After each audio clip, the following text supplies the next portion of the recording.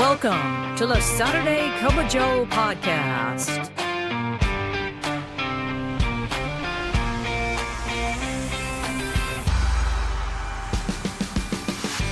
This podcast is dedicated to EAS employees of the U.S. Postal Service and members of the National Association of Postal Supervisors.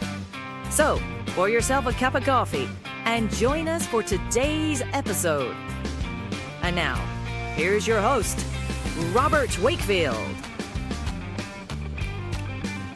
Good morning, Branch 32, and good morning, Naps family, wherever you are listening. We have about 25 listeners every week, and I do appreciate that. Be sure to share this podcast with all your friends and family, and just call your neighbors. It doesn't matter. I'm your host, Robert Wakefield, president of Branch 32. Good morning. Thank you. Thank you so much. Hey, we got that great show lined up for you, so go ahead and pour that first cup.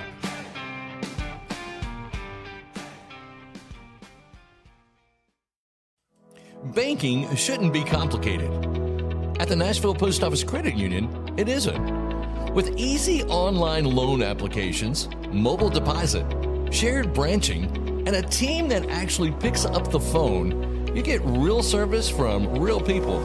No runaround, no surprises. Just a credit union built on trust since 1925. The Nashville Post Office Credit Union, people helping people since 1925.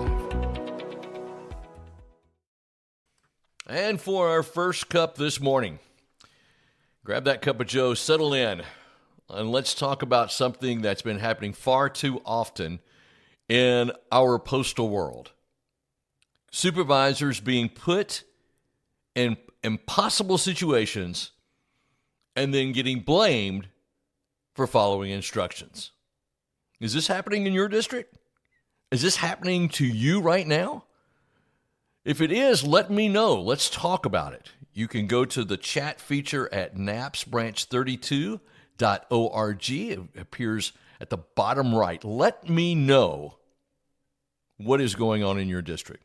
But here's two real stories that took place in the last couple of weeks. It's two supervisors, two different places, two different situations, but it's the same pattern.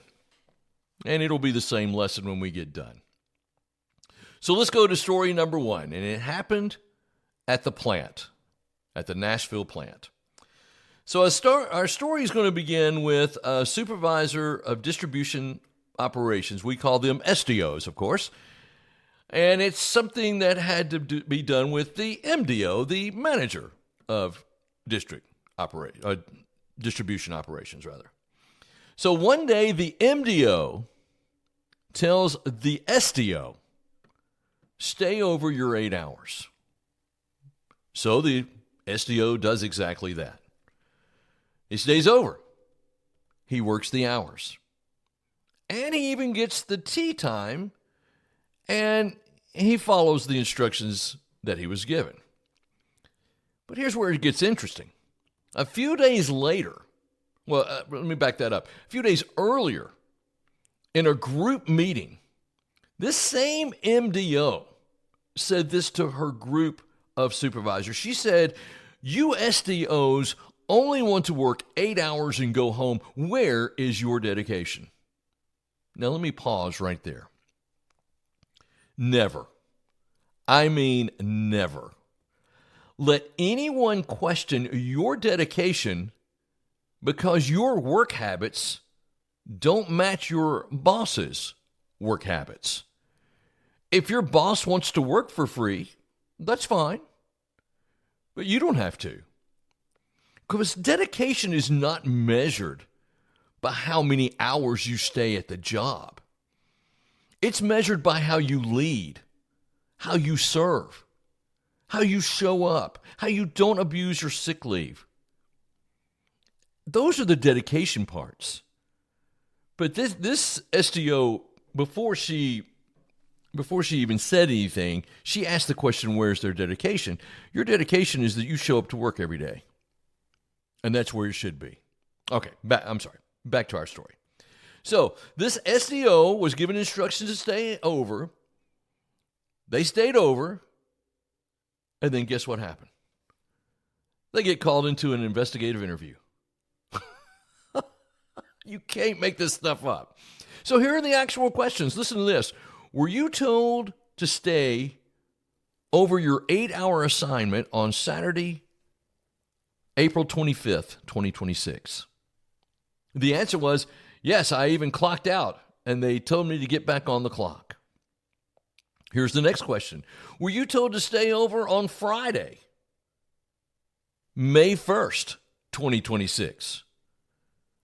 And the answer was, the MDO instructed me to stay. And then here's the big one. Why did you go over your 8-hour workday creating unauthorized straight time? And the answer again was, my MDO instructed me to stay over. Now, let's pause here again.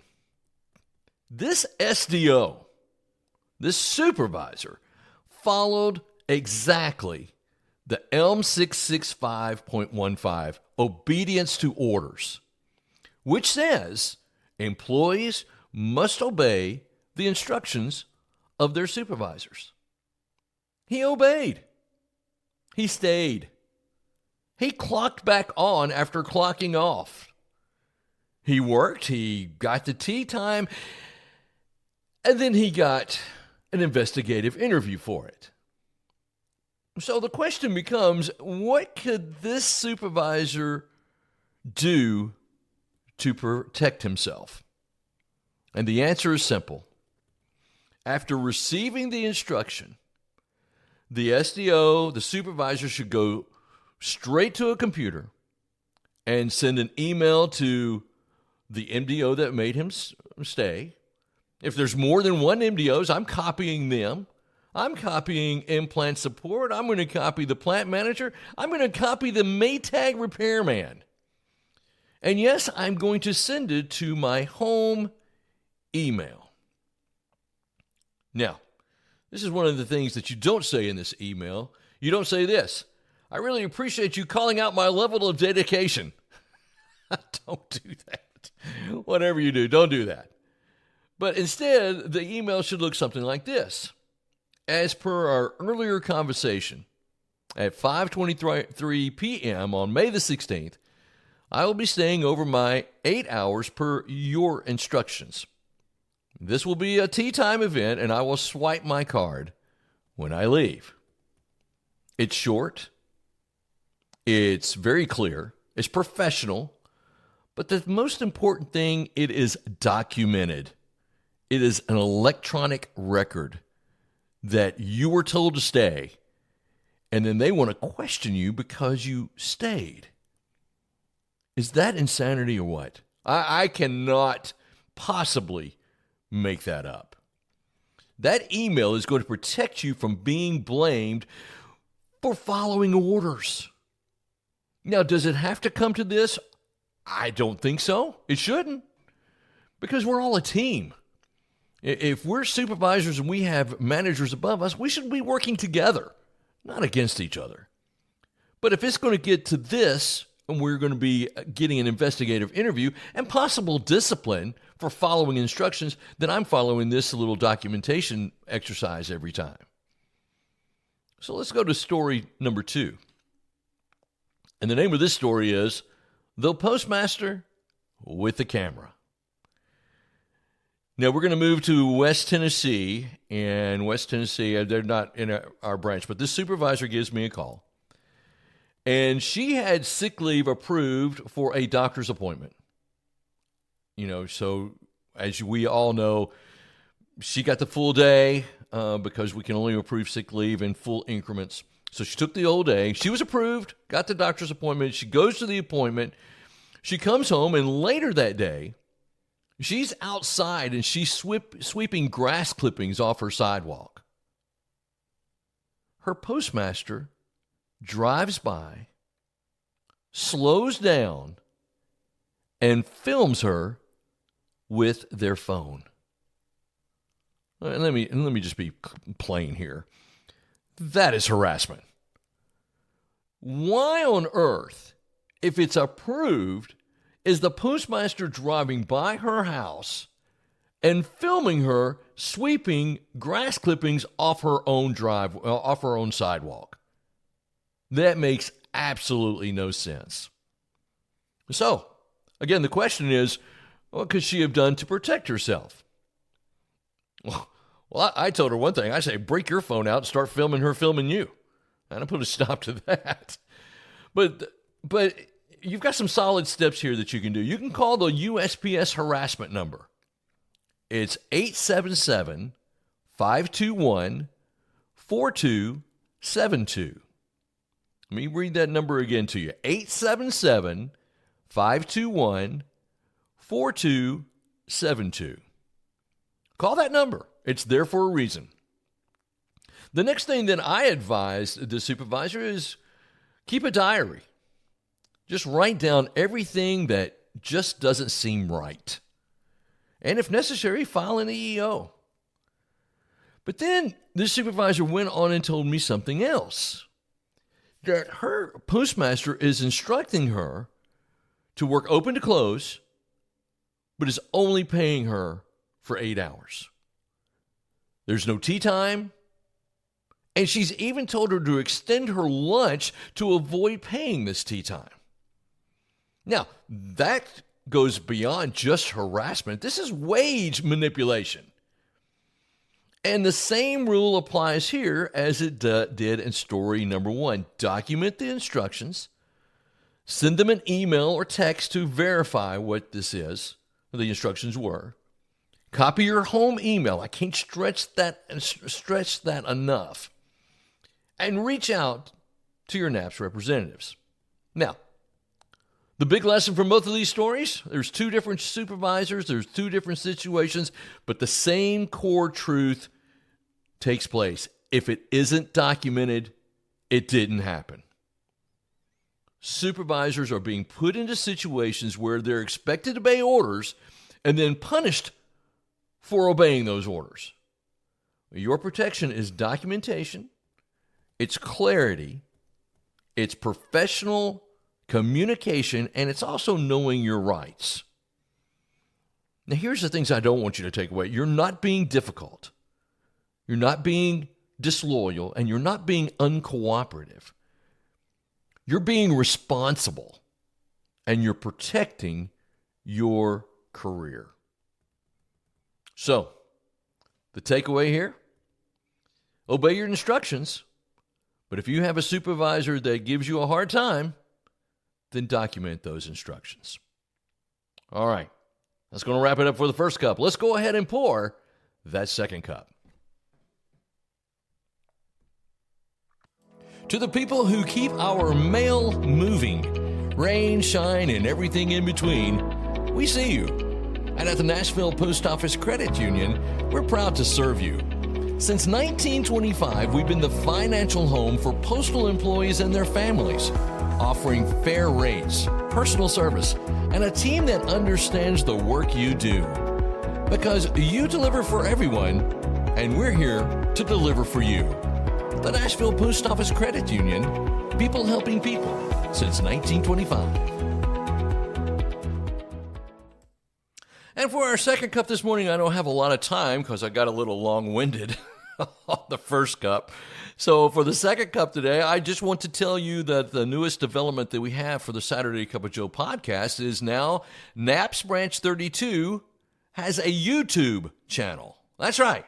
NAPS Branch 32, you can catch the Saturday Cup of Joe on YouTube. Now, it's not a video. It is just all audio.